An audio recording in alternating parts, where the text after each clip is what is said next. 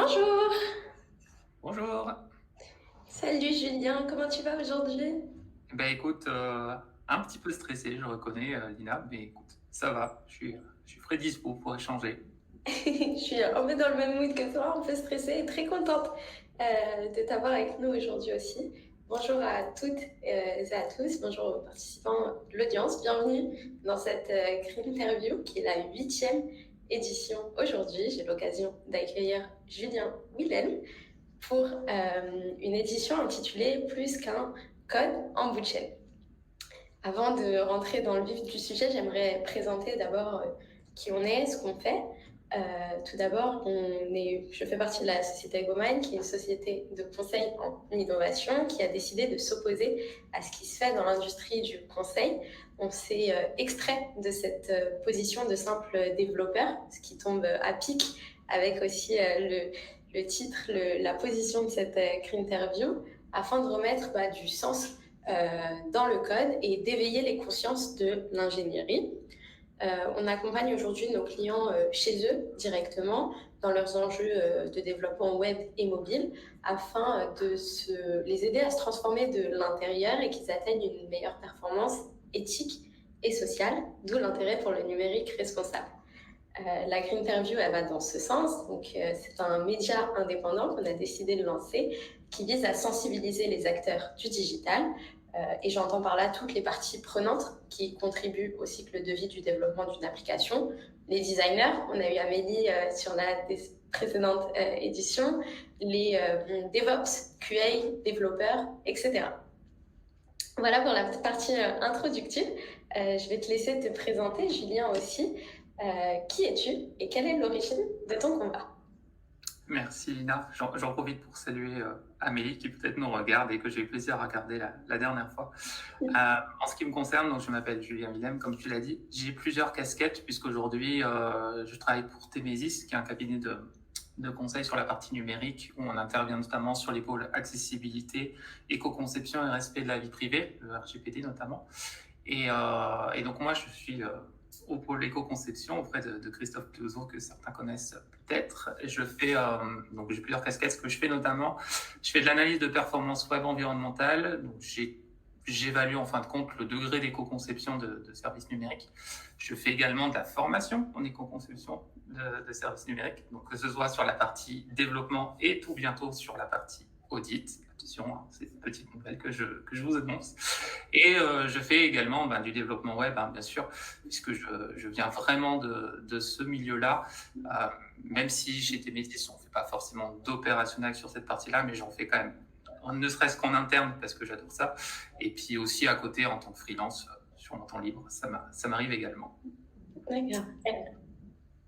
Tu m'as partagé aussi que tu étais en reconversion et que dès le départ, tu as souhaité t'engager pour le numérique responsable. D'où vient un peu ce désir pour cette cause? Ouais, c'est vrai que c'est un sujet que j'aime beaucoup en fait. J'aime bien ce parcours en fait que j'ai pu suivre parce que j'ai à la fois beaucoup de chance et en même temps ça reste du travail, donc c'est un peu ce que j'ai récolté, donc c'est plutôt chouette. En fait, initialement, j'ai une grosse carrière dans le commerce. J'ai fait 10 ans dans le commerce et puis il s'est passé que petit à petit, j'en ai été dégoûté. J'ai toujours été assez proche de la nature. J'avais toujours déjà des convictions en fait environnementales, mais je crois que c'était il y a 10 ans, il y a peut-être 10 ans de ça, je me suis mis à la randonnée en fait. Et j'ai commencé à sortir, à beaucoup bouger autour de chez moi, à faire des bivouacs, à partir dans le wild pendant plusieurs jours. Et à force, je me retrouvais à être complètement déconnecté et puis déconnecté du monde tel qu'on le connaît, tel qu'on le vit au quotidien. Et puis de retourner après en magasin le lundi matin, c'était vraiment plus dur. Il y a eu d'une part cette prise de conscience, cet afflux en fait, vraiment des conditions ont explosé.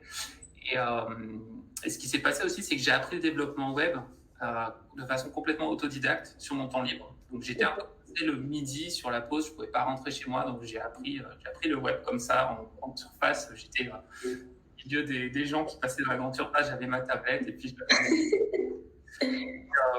et j'ai appris ce métier-là comme ça. Et je le reprécise encore une fois de façon autodidacte pour bien montrer que grâce au web, on peut vraiment apprendre énormément de choses, dont le web. Et c'était il n'y a pas si longtemps que ça, c'était il y a 6 ans. Et, et en fait, je me suis dit, bah, tiens, je pourrais peut-être me lancer justement sur ce sujet-là. Et donc, c'est ce que j'ai essayé de faire en parallèle de mon métier à l'époque, en CDI, en 35 heures. Et je me suis cassé les dents parce qu'en fait, je voulais faire du web sur mesure, efficient, performant, mais sauf que c'est ce que tout le monde dit vendre, alors que, en effet, on sait bien que c'est pas vraiment le cas. Et, et en fait, très rapidement, je me suis rendu compte qu'il y avait un sujet avec le numérique, un sujet environnemental. Et ça a fait tout de suite écho avec mes convictions. Donc, j'ai fait un virage complet sur la communication. Je me suis dit, bah, plutôt que juste dire je vends des sites sur mesure, performants et tout ce qui allait bien, bah, en fait, je vais vraiment m'ancrer dans cette brèche et faire des services qui soient respectueux de l'environnement, respectueux des utilisateurs. Ça allait complètement d'accord avec mes valeurs, donc c'était vraiment génial. Et là, d'un coup, de changer de discours, je commençais à avoir des gens qui venaient me voir. Et donc, moi, je suis en Bretagne. Et puis, comme je dis souvent, je suis un peu un petit pécno de Bretagne. Et puis, je peux voir des gens d'autres pays qui viennent me dire mais alors, comment on fait, machin, qui commencent à me poser des questions. Et là, je me suis dit ouais, il y a un sujet, en fait. C'est quelque chose à faire, quoi. D'autres pays, carrément, c'est fort, quoi. C'est qu'il y a beaucoup de mouvements, beaucoup de mouvements. Hein. Vraiment des demandes, je ne peux pas donner forcément des noms là tout de suite, mais de se dire, ces gens-là viennent vers moi, c'est qu'en fait, ils commencent à avoir de l'offre, de la demande, pardon, mais il n'y a pas d'offre, quoi. Personne ne sait vraiment trop comment répondre à ces questions-là. Et donc, comme beaucoup, j'ai vécu le confinement lié au Covid. Et moi, je fais partie de ces gens qui, quand je suis retourné travailler, juste, j'ai pas pu. Et en fait, j'ai quitté mon job comme ça, je me suis lancé. Et puis après, petit à petit, j'ai continué à creuser mon trou et puis je me suis retrouvé chez Temesis pour continuer à travailler avec mes valeurs. Donc ça, c'est vraiment génial. Et puis voilà, quoi. C'est un joli parcours. Ouais, je dis toujours, j'en suis franchement super fier. Et j'espère que ça inspire aussi les gens qui ne sont pas forcément développeurs ou qui sont en recherche de ne pas savoir forcément ce qu'ils veulent faire de leur vie, qu'on peut aujourd'hui apprendre des choses par soi-même, on peut repartir de zéro complet et on peut avoir vraiment une meilleure qualité de vie tout en étant, pour le coup, avoir un rythme de vie justement plus durable, quoi. Et puis, je ne l'ai pas précisé, mais je suis papa de 2 petites filles, enfin petites et moyennes maintenant, et ça met du baume au cœur de savoir que ce que je fais, ça va plutôt dans le bon sens et pas dans l'autre. Ouais, effectivement, et puis comme tu l'as dit, il y a tellement de ressources aujourd'hui, de choses mises en place, de possibilités d'évolution. On est dans le bon métier, dans les bons secteurs aussi, et c'est un chemin à prendre pour tous ceux qui le souhaitent aussi. Je vais rentrer aussi, continuer dans cette lancée et ce sujet. Qu'est-ce que représente pour toi le numérique responsable? Alors, c'est une question à laquelle on ne peut pas répondre en quelques mots, parce que c'est devenu un sujet tellement vaste. D'ailleurs, avec certains copains et copines, on a fait un taste it, justement, pour essayer de répondre sur ce sujet-là, parce qu'on essaie de tout mettre à tort et à travers dedans. Ce qu'il faut savoir, c'est déjà que le numérique responsable, je pense qu'il porte bien son nom, en fait. D'une part, on a du numérique, mais par opposition à ce qu'on fait d'habitude avec le numérique, où on fait en fait tout et n'importe quoi, on va essayer d'avoir un regard qui sera plutôt responsable. Donc l'idée, c'est qu'on va questionner les finalités de ce qu'on fait du point de vue du numérique, c'est-à-dire qu'on va étudier notamment les raisons d'être d'un service, par exemple, et on va surtout se pencher sur les moyens, parce que c'est bien d'apporter des solutions, mais ces solutions, elles ont besoin de ressources pour fonctionner. Et donc juste dire on fait du numérique sans se préoccuper sur le fait que en fait, ça coûte plus que ça n'apporte, c'est pas bon, quoi. Donc le numérique responsable va justement pouvoir nous permettre de nous questionner sur ce qu'on apporte aux utilisateurs et bien sûr sur ce qu'on prend malheureusement en contrepartie. On va notamment parler aussi de favoriser l'inclusion numérique, c'est-à-dire que le numérique aujourd'hui malheureusement, c'est un super outil, mais comme on numérise à tout va et qu'on numérise des trucs qui ne devraient pas être numérisés ou qui en tout cas sont de la mauvaise façon, numérisé, on n'aimera pas le terme, en fait on creuse une fracture numérique. On a des utilisateurs qui ne sont pas tous égaux. On a, moi par exemple, donc je l'ai dit, je suis en Bretagne, mais je suis même à la campagne, donc j'ai pas du tout la fibre pour l'instant. Je l'aurai bientôt, dans quelques années. J'ai vu un petit post à ce sujet en plus il y a pas longtemps. là, oui, bah oui, tout à fait, ça m'aide un peu dans mon métier pour certains aspects. Et donc, on n'est pas tous égaux déjà en qualité de service. On n'a pas tous accès à la fibre, donc on ne va pas charger les services numériques aussi vite que d'autres. Donc, on peut se retrouver en fait dans une forme d'exclusion. Moi, ça m'est arrivé, ça m'arrive régulièrement. On n'est pas tous non plus. On n'a pas tous accès aux mêmes ressources financières, donc on n'a pas forcément les derniers équipements à la mode, on n'a pas tous les mêmes capacités cognitives, la même aisance, même simplement avec le numérique. Il y a des personnes âgées, il y a des jeunes, il y a des moins jeunes, dont je fais partie. Et puis, il y a bien sûr l'accessibilité, les problématiques d'accessibilité. Donc en fait, le numérique traditionnel, il ne tient pas forcément compte de toutes ces choses-là. Et le numérique responsable, lui, il va s'efforcer de le faire. C'est pour ça que dedans, on retrouve ces fameux chantiers que sont l'éco-conception, le respect de la vie privée, l'accessibilité. On parle aussi de sécurité, mais on pourrait aller sur plein d'autres termes aussi. On pourrait parler d'open source, on pourrait parler d'interopérabilité. En fait, je pense que le numérique responsable, c'est un peu la promesse du web initial qui était faite, mais qu'on a malheureusement mis en cours de route. Ok. J'adore poser cette question parce que je trouve, et tu l'illustres très bien dans ta réponse, c'est que c'est tellement global et que ça touche à tellement de sujets, ça va plus loin. On parle souvent d'éco-conception, de Green IT. On a décidé de prendre le numérique responsable sur tous ces aspects et on se rend compte aussi, comme tu le dis, que c'est tout d'abord une question de bon sens. À quel besoin est-ce que je réponds? Est-ce que j'ai réellement besoin de cette fonctionnalité? Quel est l'impact de cette fonctionnalité? Comment faire en sorte qu'il soit moindre, etc. Donc, il y a un vrai travail de réflexion.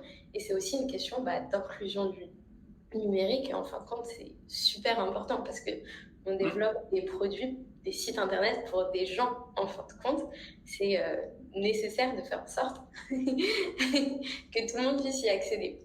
Et on a tendance à remonter, justement, parce que tu vois, l'éco-conception, par exemple, c'est une spécialité du numérique responsable.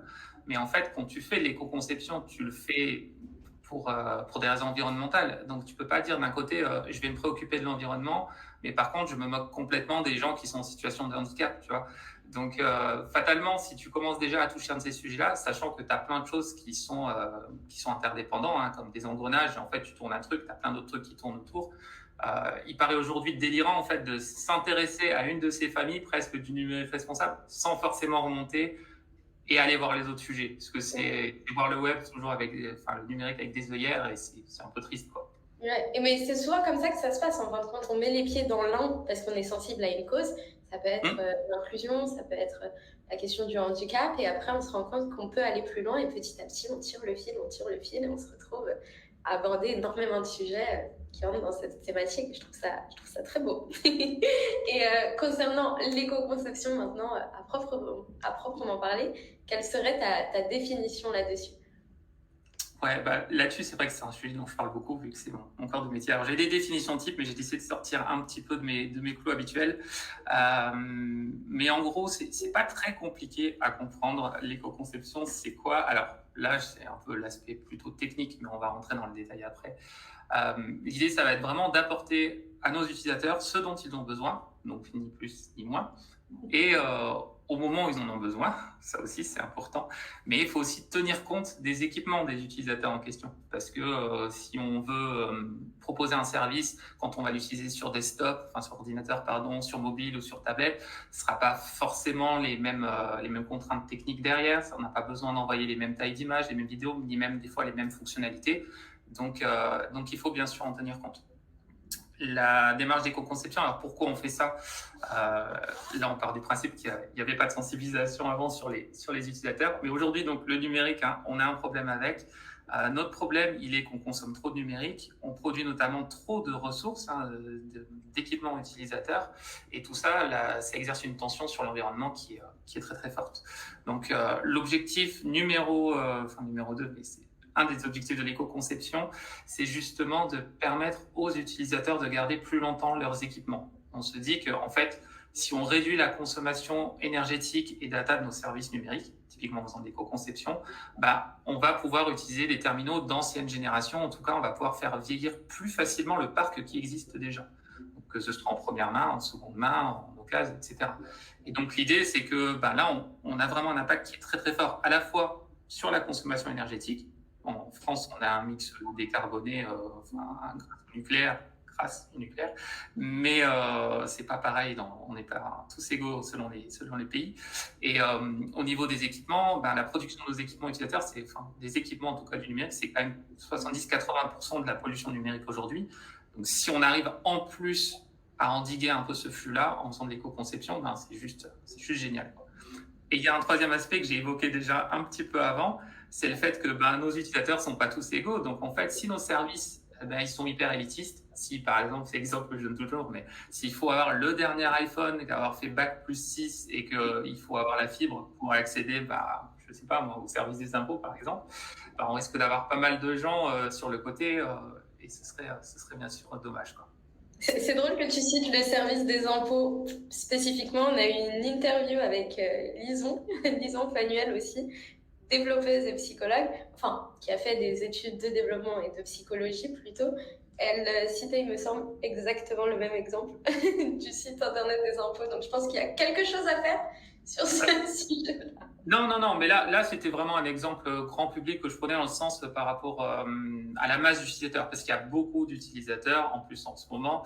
Donc, et là, j'avais même pas forcément un regard critique sur le site en lui-même. Je suis pas allé voir si ça a amélioré, s'il a régressé ou quoi. Et l'idée, c'est que s'il y a un service qui doit être utilisé par beaucoup de monde, pour qu'il soit utilisé par beaucoup de monde, il faut qu'on puisse y accéder, quoi, avec l'équipement le plus simple possible, la connexion la plus simple possible et sans avoir à se triturer l'esprit, je veux dire. Il y a un dernier point peut-être que j'ai pas évoqué qui est hyper important sur l'éco-conception d'un service numérique, c'est qu'aujourd'hui quand on parle d'éco-conception, on parle souvent de sobriété. Quand on parle de sobriété, on parle de frugalité, tout ça c'est des mots qui font peur, qui sont pas sexy si je puis dire, et ça aide pas à vendre la démarche d'éco-conception. Sauf que la démarche d'éco-conception, c'est pas du tout ça. Bien sûr qu'il y a la notion de beau sens, il y a la notion de faire de faire mieux avec moins de moyens. Mais en fait, on va pas du tout chercher à avoir le truc le plus frugal possible. On va avoir, en fait, il s'agit de mettre des moyens proportionnés. Moi, c'est ce que j'appelle des moyens proportionnés. On va mettre vraiment ce qui est nécessaire au service numérique pour qu'il fonctionne correctement. Ce qui veut dire que votre service numérique, si vous avez besoin d'une vidéo plein écran pour que ça fonctionne, parce que c'est vraiment sa raison d'être ou que sais-je, vous allez devoir en mettre. Je peux caricaturer très facilement si je prends Google et Netflix. Netflix, c'est de la vidéo à la demande. Donc, si j'enlève toute la vidéo, Netflix, il ne sert plus à rien. Donc, en fait, même s'il est ultra optimisé, vu que je n'ai pas mis de vidéo, en fait, c'est juste un produit inutile, donc un déchet inutile. Donc, il faut remettre un peu de bon sens là-dedans. Et c'est vrai que ça ne veut pas dire qu'on peut faire tout et n'importe quoi.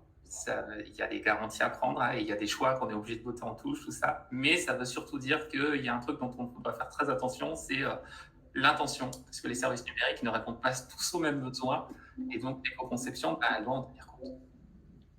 J'aime bien cette dimension, parce que parfois, c'était le sujet de la précédente interview aussi, on a tendance à voir l'éco-conception, le numérique responsable comme des contraintes.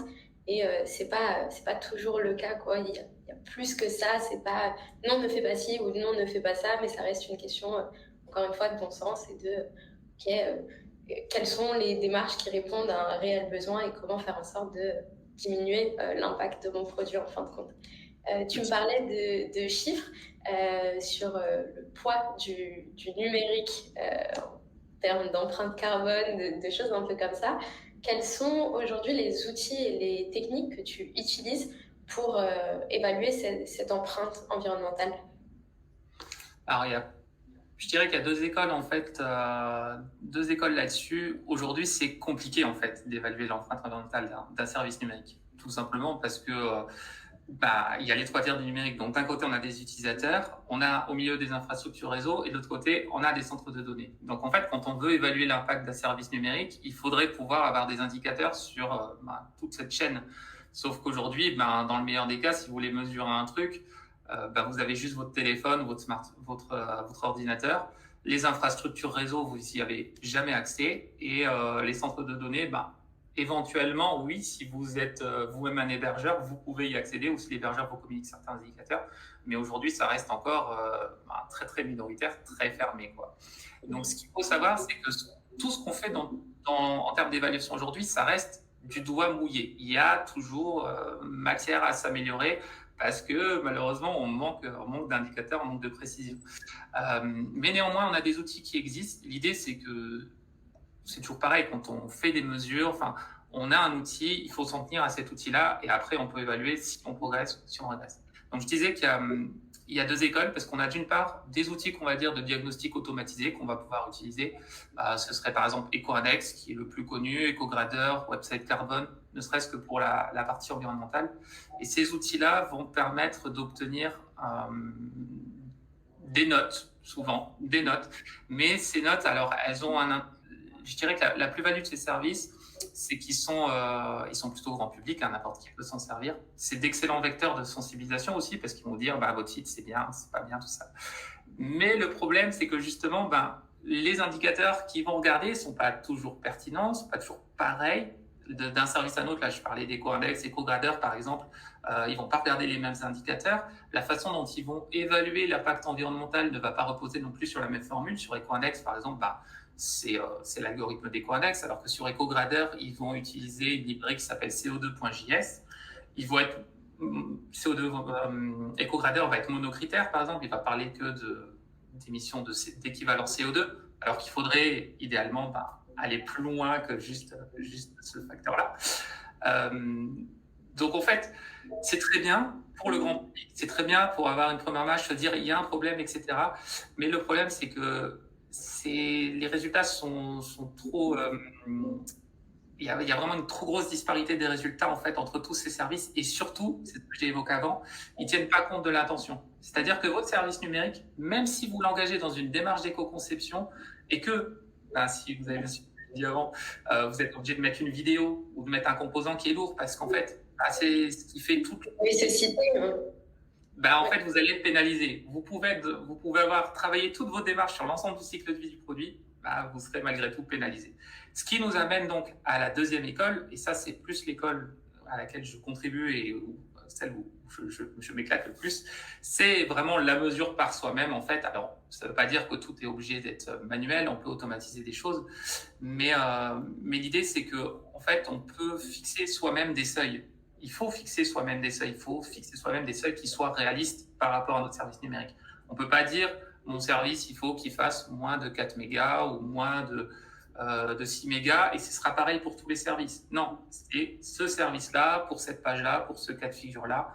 Et donc, plutôt qu'évaluer des impacts environnementaux, on va plutôt s'en remettre à des indicateurs qui seront fiables. Là, je pense notamment aux outils de développement qu'on peut utiliser, qui sont disponibles dans nos navigateurs. On va utiliser la donnée transférée, la donnée décodée, le nombre de requêtes. Et si on veut plugger un truc pour estimer les impacts de CO2, on peut le faire. Moi, je le fais aussi.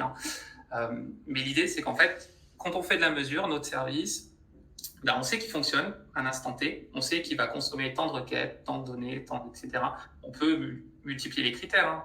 Et une fois qu'on a fixé ces seuils et qu'on sait combien ça consomme, l'idée, c'est comment on fait pour continuer à avoir un service qui fonctionne tout aussi bien, mais en consommant moins de ressources. Et là, on retombe sur une notion de bon sens. En fait, quelque part, on s'en fiche un peu de savoir si ça consomme plus ou moins de CO2, enfin combien exactement de CO2.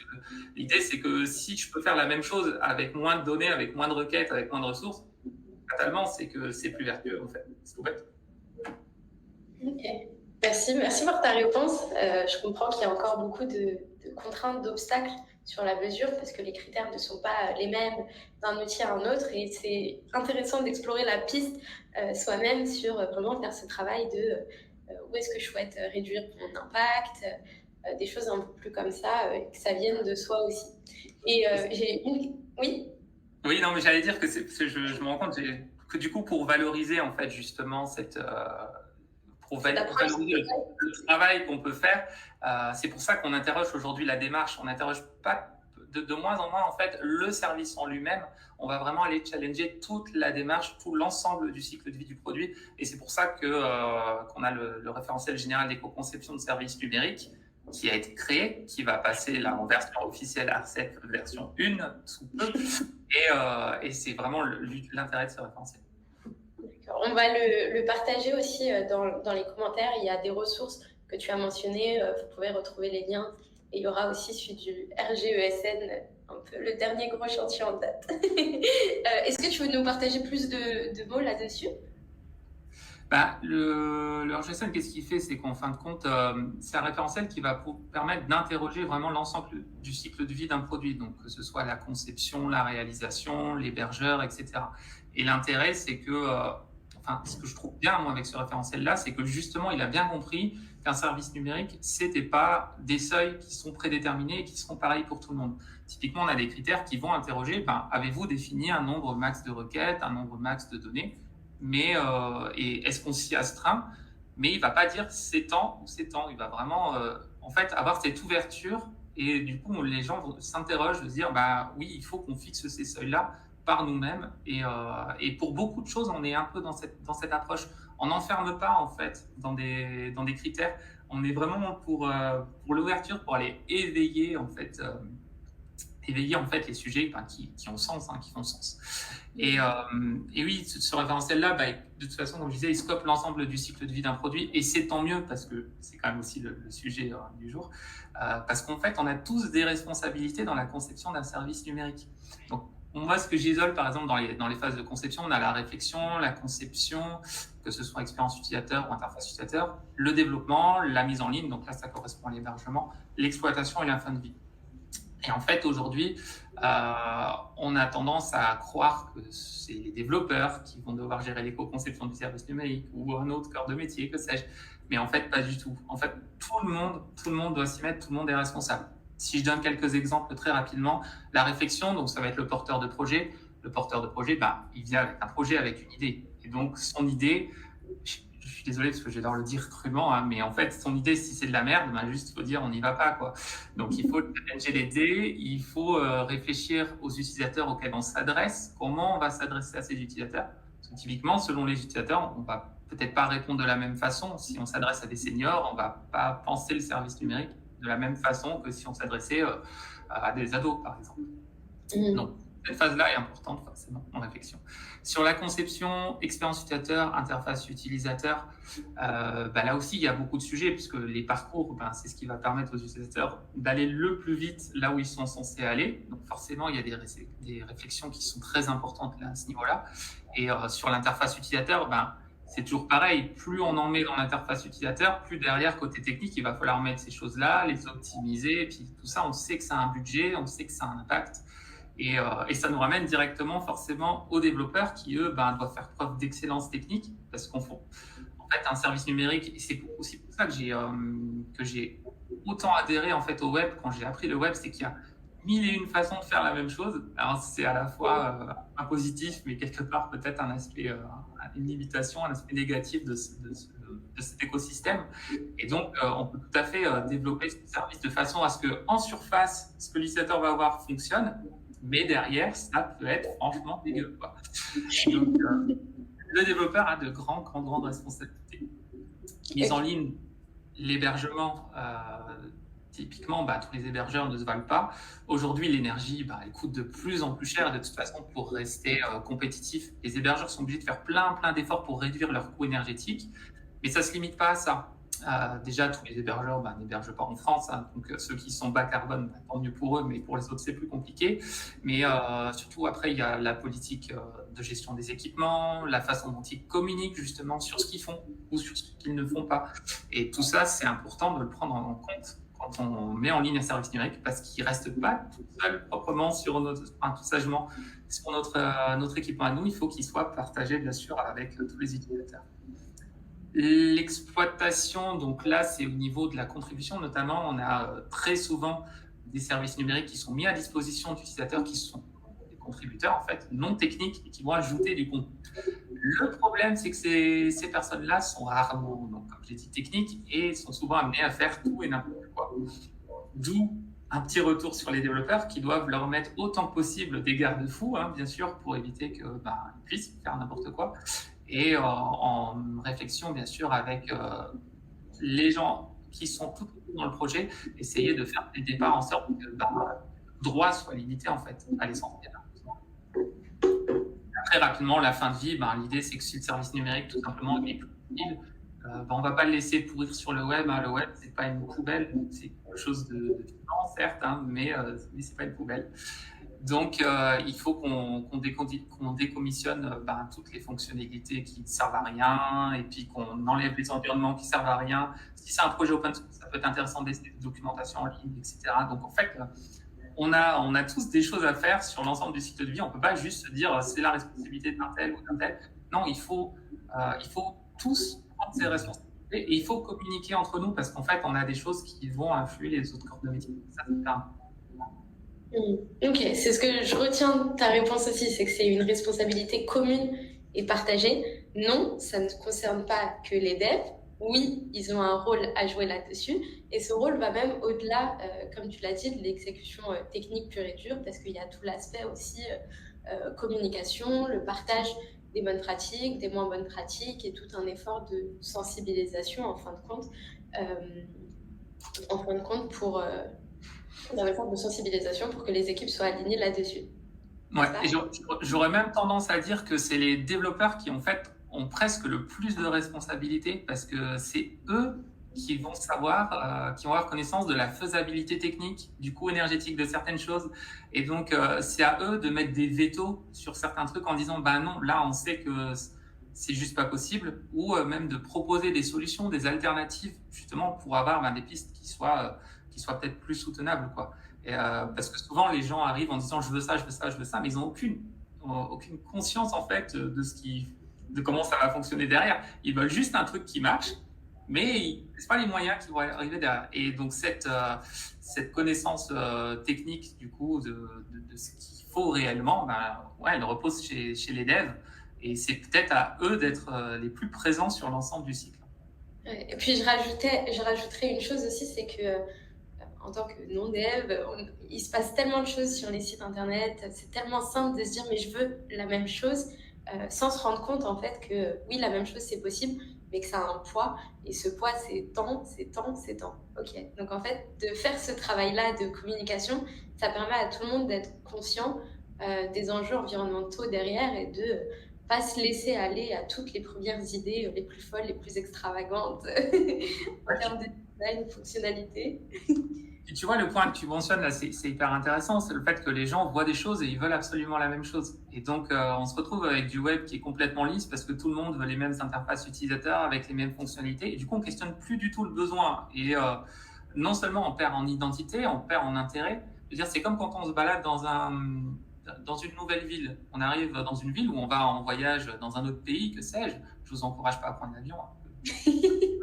Mais en fait, on débarque quelque part et on y va pour se dépayser et on se retrouve dans des zones commerciales qui sont exactement les mêmes que chez nous, quoi. Alors qu'avant, on avait des boutiques qui étaient propres, des artisans, des choses comme ça. Enfin, c'est quand même plus sympa quand on visite d'avoir des trucs qui nous changent un peu de ce qu'on voit tous les jours. Donc le web, c'est pareil. Si on est dans des zones commerciales partout, en fait, c'est dommage, quoi. Effectivement, on a Adèle qui dit voyager en vélo. Oui, c'est encore le plus pratique. Ce serait bien aussi. Et d'un point de vue un peu technique maintenant, comment les développeurs et les équipes techniques peuvent minimiser la consommation des ressources? Il y a plein de sujets là-dessus. Là, je peux notamment évoquer tout ce qui est bonne pratique. En fait, il y a des choses qui sont simples à mettre en œuvre, d'autres qui sont plus compliquées. Dans les choses simples, on peut par exemple parler de configuration du serveur. C'est des trucs tout bêtes, mais on a deux leviers qui sont hyper forts, que sont la compression réseau et la mise en cache. Donc la compression réseau, c'est quoi? C'est en fait, il y a certaines ressources qui vont être le HTML, CSS, JavaScript, le JSON et le SVG, qu'on peut compresser à travers la bande passante pour que ça occupe moins d'espace et que ça voyage plus vite. C'est tout bête, c'est juste un truc activé dans une config serveur et en fait, le quick win, si je puis dire, il est hyper valorisant, quoi, hyper important. Et la mise en cache, donc la mise en cache notamment côté client, qu'est-ce que c'est? En gros, la première fois qu'on va utiliser un service numérique, le client, donc le navigateur web, va aller chercher toutes les ressources du service en question pour les rapatrier sur l'ordinateur du client. Enfin, le device du client, que ce soit un ordinateur ou un téléphone. Et s'il y a une gestion de la mise en cache, qui est bien souvent le cas, mise en cache côté client, c'est-à-dire que la première fois qu'on va aller voir ce même service numérique, plutôt qu'aller retélécharger les ressources depuis le serveur, en fait, on les a déjà. Donc, si elles sont toujours fraîches, c'est-à-dire qu'elles sont toujours d'actualité, on va les réutiliser plutôt depuis notre ordinateur plutôt que d'aller les rechercher côté serveur. Et ça, aujourd'hui, ben, c'est souvent géré, hein, mais c'est souvent mal géré, en fait. Ça va jamais assez, enfin, jamais. Ça va souvent pas assez loin, ou en tout cas, c'est très, très mal fait. Et là, pourtant, le gain, il est très substantiel, parce que d'une part, l'utilisateur, ben, il va consommer beaucoup moins d'énergie pour aller chercher les ressources, ça va se charger beaucoup plus vite. Et puis, le serveur aussi, derrière, où il y a les serveurs où il y a les services numériques, bah, on va leur ficher un peu plus la paix aussi, donc ils sont aussi tranquilles, quoi. Donc ça, c'est des choses toutes bêtes, mais qu'il faut faire. Après, sur l'optimisation des ressources, ça c'est pareil, c'est des sujets qui sont tellement mal maîtrisés. L'idée, c'est qu'il faut autant que possible limiter les impacts, enfin de donner trop à manger à nos terminaux, à nous, hein, utilisateurs, parce que c'est ceux-là qu'on fabrique le plus, et pour de mauvaises raisons, hein, notamment parce que ça rame, on estime qu'ils sont pas assez performants, etc. Donc, ce qu'il faut faire, c'est notamment optimiser tout ce qui est ressources côté client. Donc, on va parler des images. Les images, on peut parler de dimensionnement, de compression, de chargement différé. C'est des sujets qui ont l'air simples comme ça. Pour certains, ça l'est. Pour d'autres, c'est plus compliqué. Mais surtout en pratique, moi je le vois bien dans mon métier, bah, c'est rarement maîtrisé, quoi. Donc ça s'applique aussi aux vidéos, forcément, hein, le fait d'avoir du chargement différé, d'avoir des vidéos qui soient compressées. Les polices d'écriture, pareil, où on va utiliser, alors je le dis souvent, mais pour les polices, utiliser exclusivement du WAV 2, hein, ça ne sert à rien d'utiliser autre chose, parce que de toute façon, si ça ne marche pas, le WAV 2, eh ben, de toute façon, vous avez des polices standards qui sont sur votre ordinateur, sur vos devices, et ça fonctionne de la même manière, vous n'avez pas de perte de contenu. On pourrait... Est-ce que tu peux expliquer ce que c'est, pardon? Le WAV 2, c'est un format, en fait. C'est le format aujourd'hui le plus optimisé pour les polices sur le web. D'accord. On peut aussi épurer les glyphes. Ça, c'est pareil. Quand vous téléchargez, par exemple, une fonte sur Google Fonts, bah, des fois, cette fonte, elle est prévue pour fonctionner sur plein de systèmes différents, donc plein de langues différentes. Et donc, bah, votre service numérique qui s'adresse uniquement à un public français, vous allez vous retrouver avec une fonte où dedans, il y aura des glyphes japonais, il y aura des glyphes pour des langues nordiques, enfin des trucs qui n'ont absolument aucun intérêt pour nous. Et donc, l'idée, c'est de se limiter au basique latin et latin supplément pour nous, parce que ça ne sert à rien. Sauf que ben, le poids de la police, forcément, s'en ressent.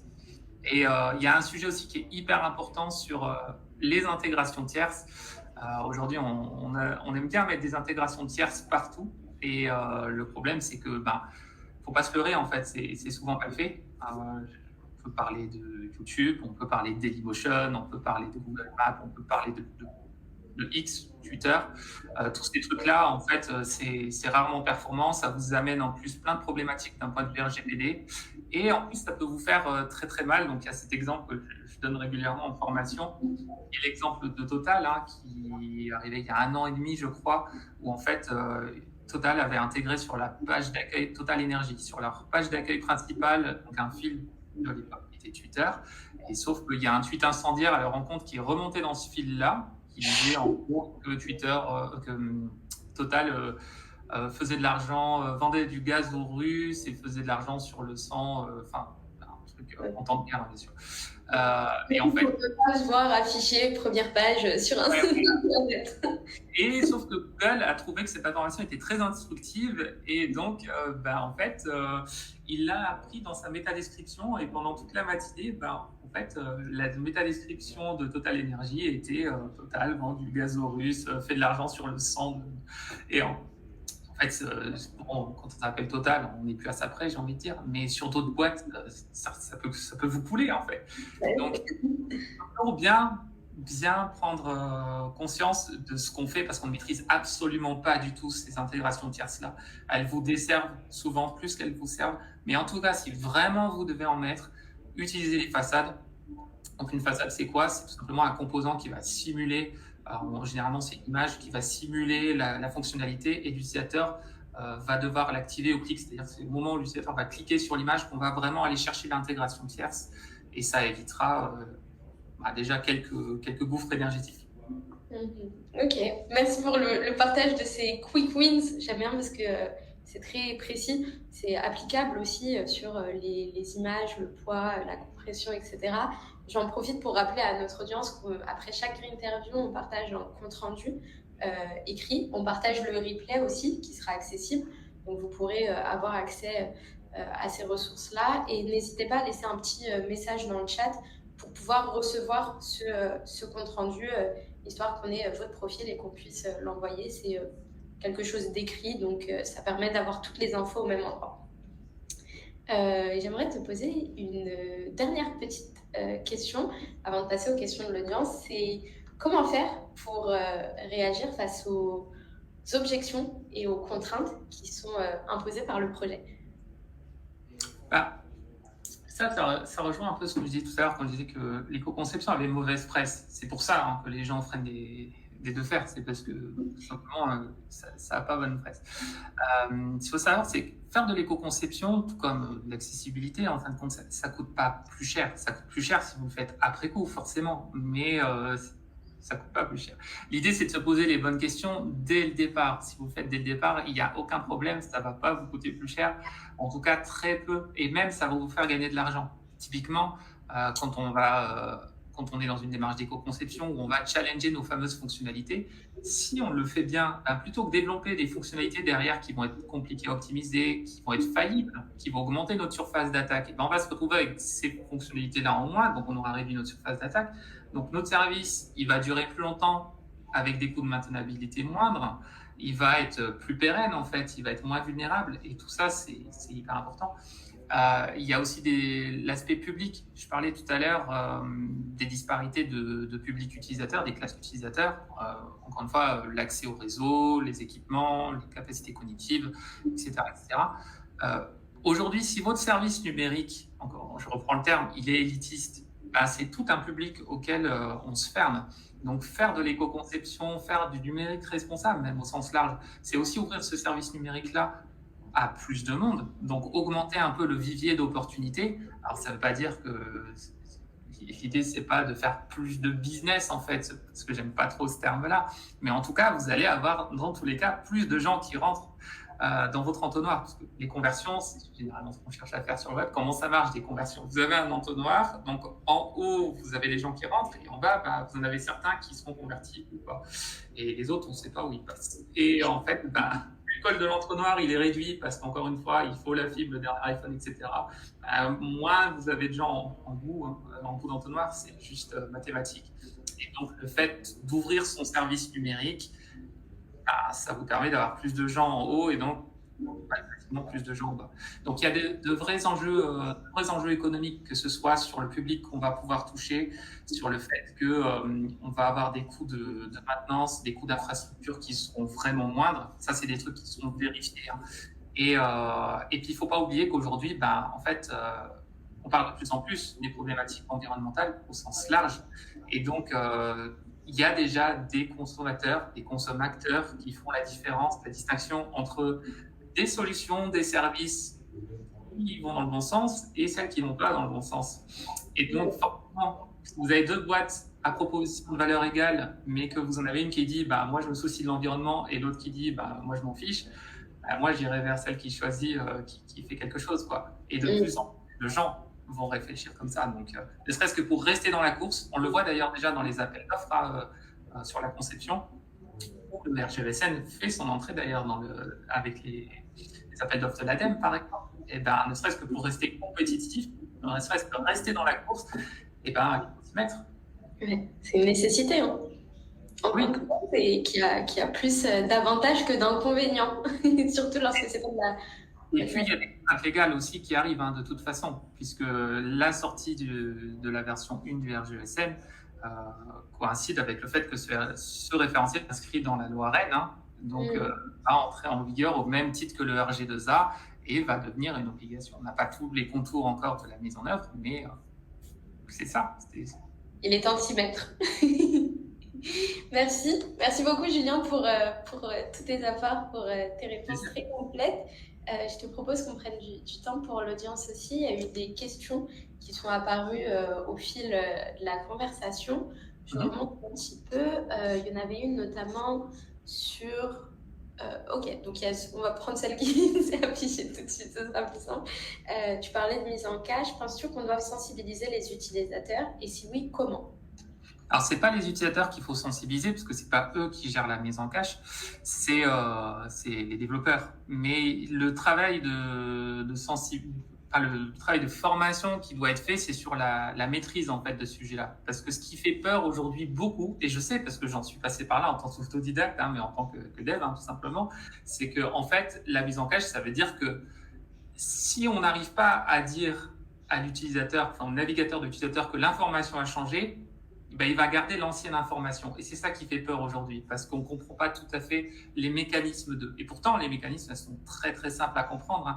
La mise en cache, comment ça fonctionne, c'est ressource par ressource, on va mettre donc en cache.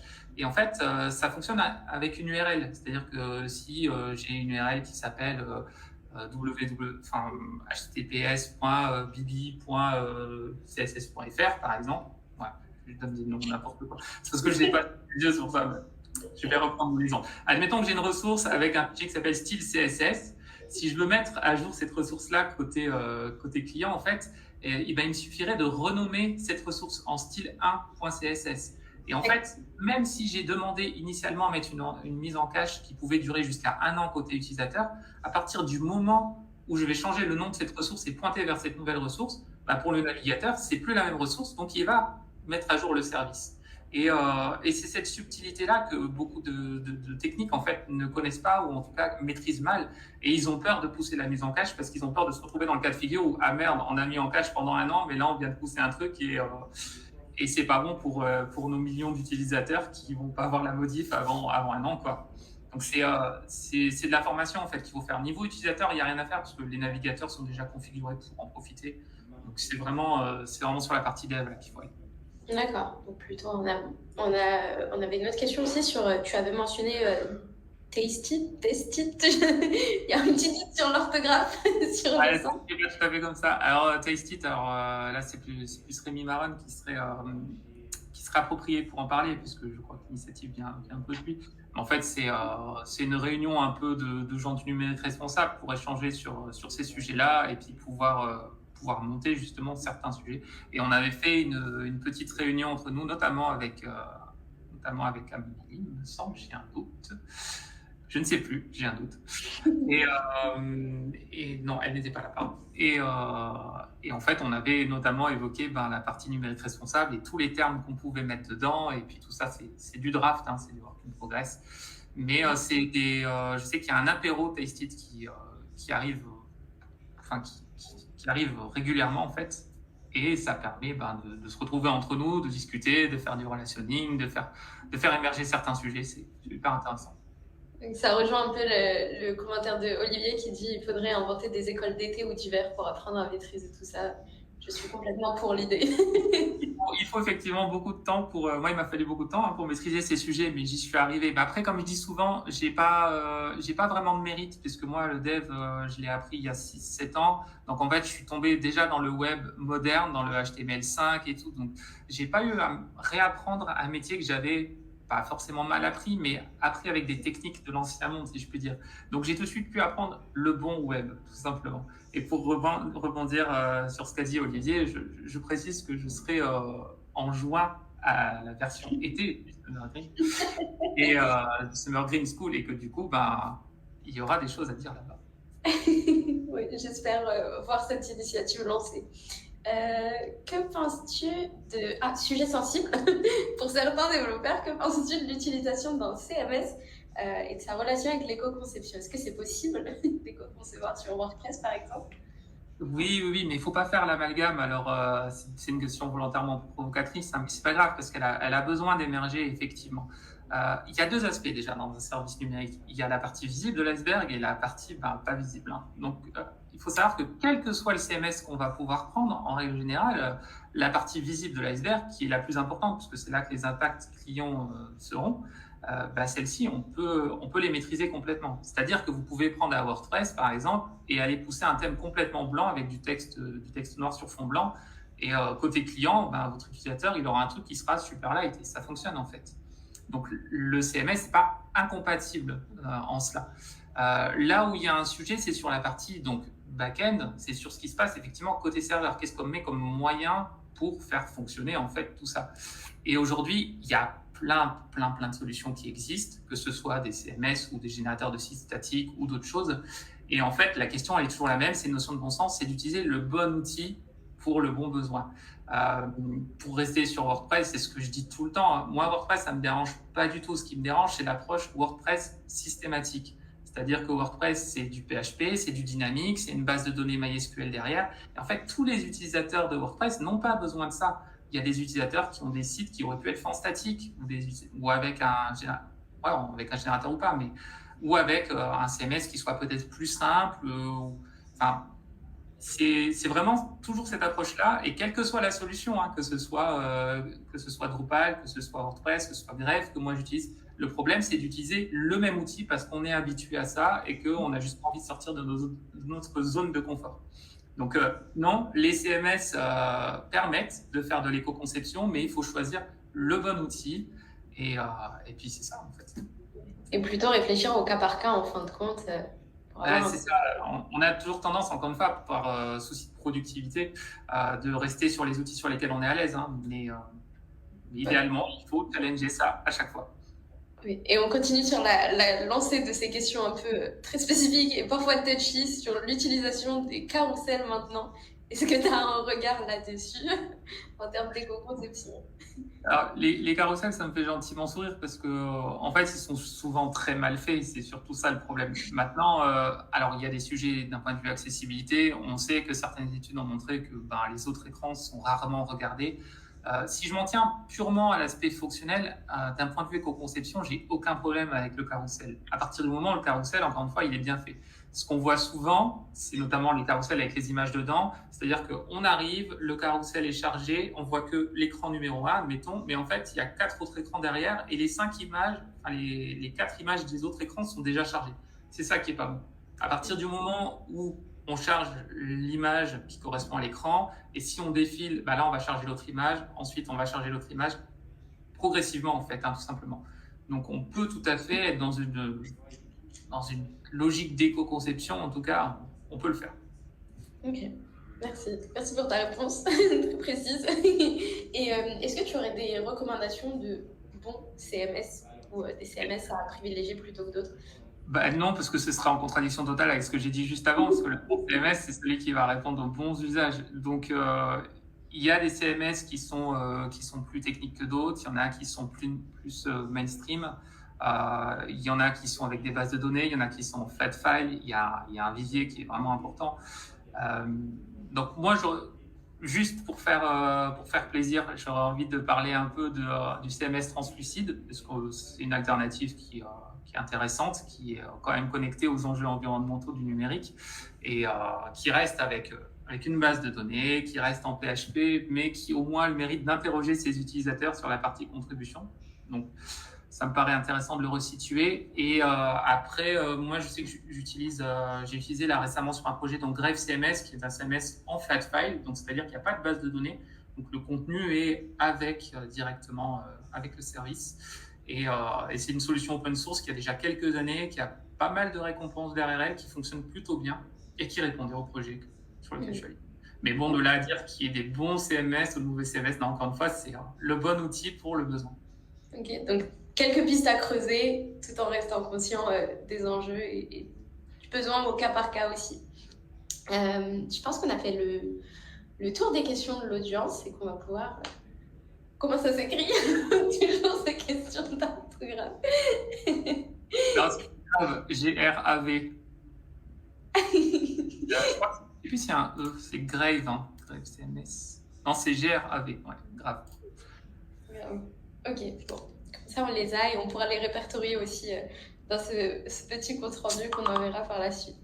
Merci beaucoup, Julien. Ça a été un plaisir. Plaisir partagé de t'avoir sur cette édition. Merci à l'audience d'avoir participé aussi et d'avoir été dans l'interaction. Je vous rappelle qu'on enverra un compte rendu à la fin d'ici début de semaine prochaine. J'enlève juste, pardon, je repasse pour ne pas déranger. Tac. Donc, vous aurez accès à ces ressources, vous aurez accès au replay aussi. N'hésitez pas à laisser un petit message dans l'espace de chat pour qu'on puisse identifier les personnes qui souhaitent le recevoir, et ça va faciliter aussi notre diffusion. Les prochaines Green Interviews seront annoncées aussi.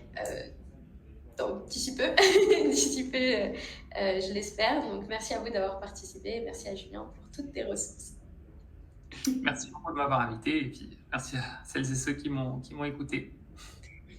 Salut, bonne journée. Bonne journée. À bientôt.